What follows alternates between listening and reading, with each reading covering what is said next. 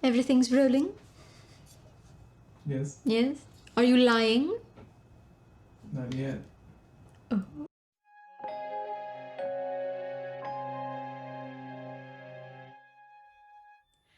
My name is Nadia. I'm an embryologist. I'm over 5 foot, and sometimes I lie. Okay, I'm actually 4'11". That was the lie. I'm also a terrible liar, which is the truth. Unlike Amber and Claire, two very deceptive and cunning young women willing to stick with any lie if it meant protecting the people they love. Hello everyone, and welcome back to the Neverland Book Club. Today we are discussing Sometimes I Lie by Alice Feeney. A novel that presents a question of self and believing fiction into existence. Something I know us, as readers, know very well. No, my dear, I'm terribly sorry to tell you, you are not a 16th century duchess with a secret love affair and a perfect aim in archery. It's not you. It's not me. But it is true that in some cases, the mind is powerful enough to believe realities into existence.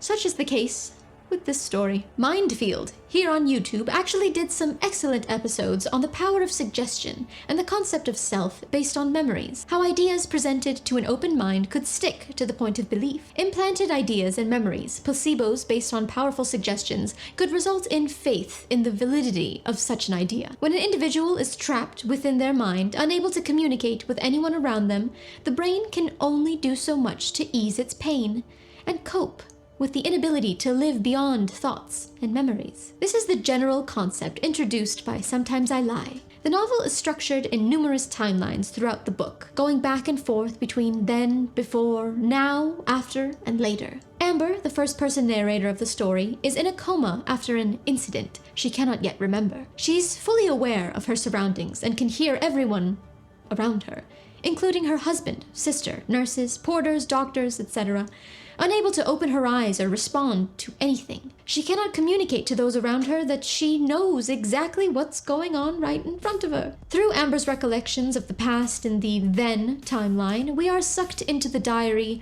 of an 11-year-old girl we assume to be Amber as a child. Parallels between Amber's life while in a coma, her accounts in the before timeline that are marked by holidays to establish the settings within the same year, and her current dreams assessing her situation all build these characteristics and elements we assume revolve around our narrator. However, spoilers, that is not exactly the case. There is no shortage of big reveals in this novel. However, there is one specific big twist towards the arc of the story I would rather not ruin for you guys, so I'll try to keep these things abstract. But believe me, that bit was more twisty-turny than Lombard Street. Amber's relationship with her mother, her husband, her sister, and her boss all appear to be strained to some degree.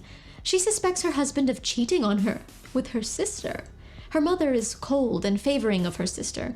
Her boss is a diva television personality. Her fluid relationship with Claire is almost the only structure she has, until she finds her husband Paul. And even then, she doubts his loyalty to her, and fears losing him to her sister, as she's lost other meaningful relationships to her in the past. Don't bother to make any new friends anymore. I've learned it's best to just hold on to what you've got.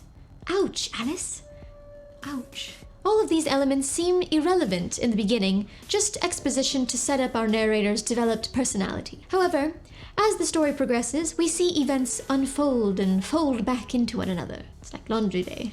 It's important to pay close attention to details, bracelets, dates, middle names, security systems, and mentions of disgruntled exes throughout the timelines to keep up with what's going on. After listening to the audiobook, I'm inclined to purchase the hard copy and save it for a reread on a rainy day. At only 272 pages, I think that would make a lovely, foggy afternoon. Can you tell I'm a winter person? Feeney's use of descriptive narration swallows the reader into Amber's coma. You're in there with her, eyes closed, darkness, cold, using only your senses of space, hearing, and smell to establish your surroundings, which, after days blend into one another, can't always be trusted. Even when I do remember where, I don't know when I am anymore. Scary.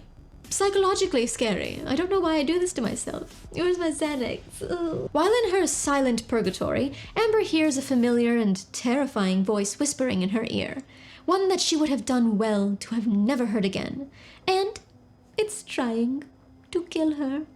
Dun dun dun! She must wake up. and fast if she is to survive. How did she even get in here in the first place? Her husband is suspect number 1, as the husband is always to blame. But she knows Paul would have never hurt her like this. It must have been the voice. Who else would it have been? Who else would have such a motive? Trapped, Amber knows her only escape is to retreat into herself and try her best to recall the events leading up to this timeline. We take this journey with her as a reader, limited to her own memory. The setup to the now timeline in Amber's coma is suspensefully constructed in a way that makes you think you knew what was going on, but in reality, you couldn't be farther from the truth. And the narrator had been lying to you the whole time. After establishing the now, we then continue on to after and later. Amber's relationship with her late parents, her childhood home, Claire, her ex, Edward, and her husband, Paul, all come full circle. And we see that Amber and Claire are really two peas in a pond. Peas in a pond. 2 peas in a pond. If you know, you know. I'm normally not too fond of first-person narration. However, in this case, it enhanced the immersion rather than hindered it. Feeney paints these scenes so effortlessly, I can't wait to read another title by her. There were copious amounts of memorable quotes from this novel. Another reason I want a hard copy so I can tab away. I can take notes and obsess for hours over analyze, torture myself.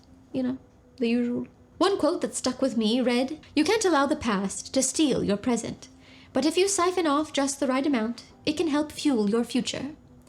This is a more eloquent way of saying, calm down and live in the moment, you anxious wreck. Or, don't live in the past, live in the now. Remember where you came from and look ahead. Feeney says it better. If you have any favorite quotes from this book or others, please just leave them down below. I'd love to read them. The ending was like a giant piece of chocolate cake after 2 already sensual courses of Italian cuisine prepared by Gordon himself. We watch a lot of MasterChef. It was very satisfying. This book presents the concept of personality reduced to the point of being alone with your own thoughts. Scary. You are who you think you are at your core. So, who should read Sometimes I Lie? Perhaps not everyone, actually.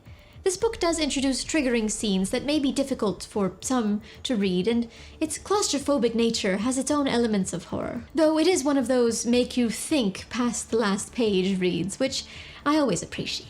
Some other titles by Alice Feeney include His and Hers, I Know Who You Are, and she has a new novel. That's not the name of a book. She has a new novel scheduled to release in August of this year titled Rock, Paper, Scissors, a game at foot, I predict. Ooh, it's already on my Amazon wishlist. We've all got so busy staring down at our screens that we've forgotten to look up at the stars. So go, look up, admire the stars, and then put your nose right back down into a book. Or, let's be honest, probably on TikTok. Alright, that's all I have for you today. Thank you so much for watching. Make sure to like this video, and go ahead and give it a like. All versions of the story and more by Alice Feeney can be found in the links below. As much as I enjoyed listening to this one, I would probably buy the hard copy the second time around, as mentioned. Today's shoutout goes to Steven Ramirez.